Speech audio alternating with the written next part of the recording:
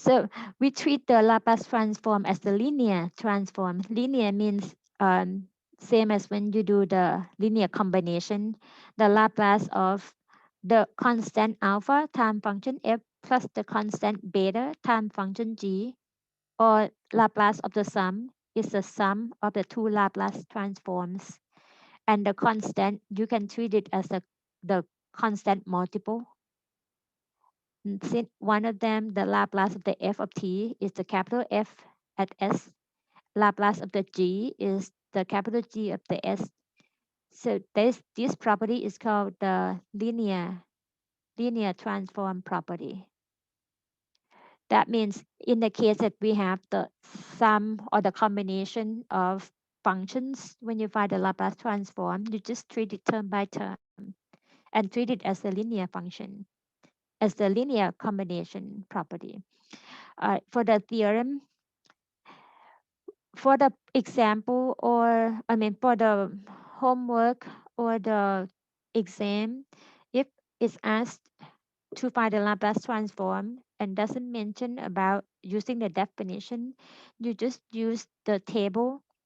I will post the printable one on Blackboard that you can use as a handy tool, or if you have your own your own formula card is fine too. They all are the same. So if doesn't say use definition, you can use the formula to find. As you see the group on the left hand side here, the Laplace of one, or the constant, or the first example that we went through, Laplace of one is 1 over s. So the left hand side, the original function is the function of the t and transform into the function in s. The second case, the polynomial, the Laplace of t to the power n, or the power function. This time we have to consider the n as the integer. We are not going to the example where n would be any real number. We target only the integer. For the integer, or the positive integer 1, 2, 3, and so forth, the Laplace of t to the power n, or we say that the function is a polynomial function. Okay, polynomial.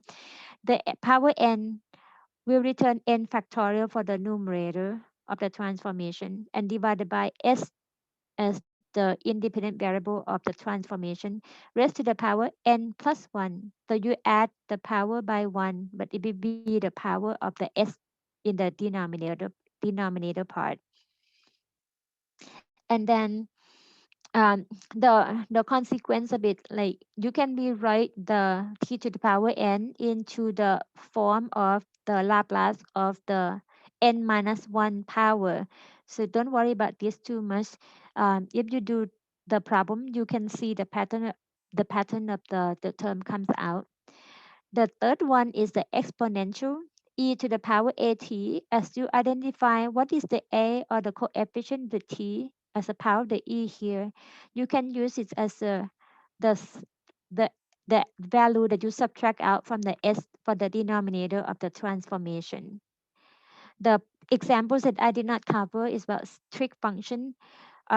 This the way to derive is the same way, but the process going to be involving in the technique of integration using the repeated use of the by parts. Okay, so for D and E, the Laplace of the sine function, cosine function of the argument k times t. So k is another constant that is part of the trig function. So the value k will be the numerator for the sine. The k is not the variable for the cosine. You see the if you see these two Laplace transform, they have the same denominator, s squared plus k squared.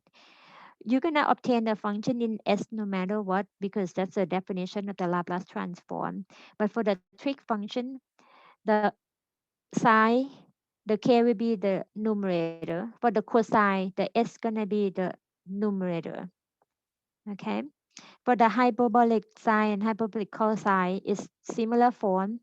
For the hyperbolic sine, you still have k as the numerator. Hyperbolic cosine, you have s as the numerator, but the denominator, it becomes the difference of the s squared and k squared. Next one is the combination or the product of the polynomial and the exponential. And you can see the combination of part B and part C.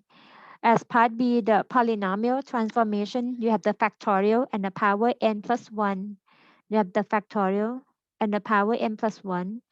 For part of the exponential, whatever you have as a, s minus a. So s minus a will be the term before you raise to the power n plus 1. So more transformation involving when you have the more complicated function. So transformation, the Laplace transform can be used to make it in the less complicated way or in a convenient way. So g and h is the product of the exponential and the sine function. Look at the sine, like the sine cosine as d and e, and the exponential as the part c formula. Exponential, you can have subtraction. For the sine, you have k as a numerator. You have the sum of the power 2 and power 2. Wherever you see s, you're going to make it as transform like s minus a, similar to the e to the at times cosine.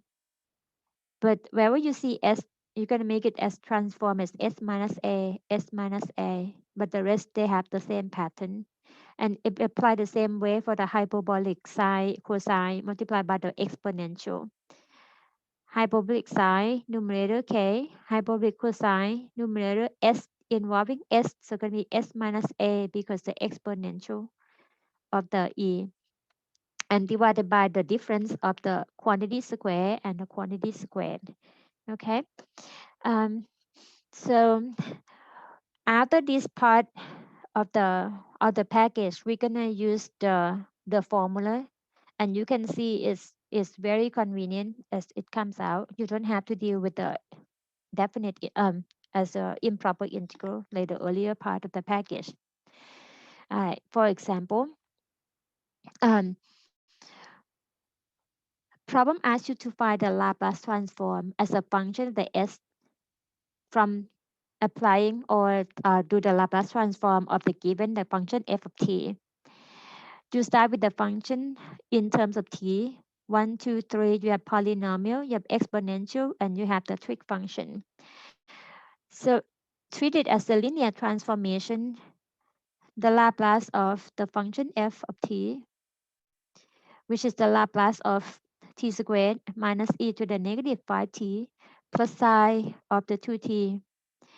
Treat it as the sum of of different Laplace of each Laplace. So Laplace of t squared, the first one, subtracted by the Laplace of e to the negative 5t plus the Laplace of psi of 2t.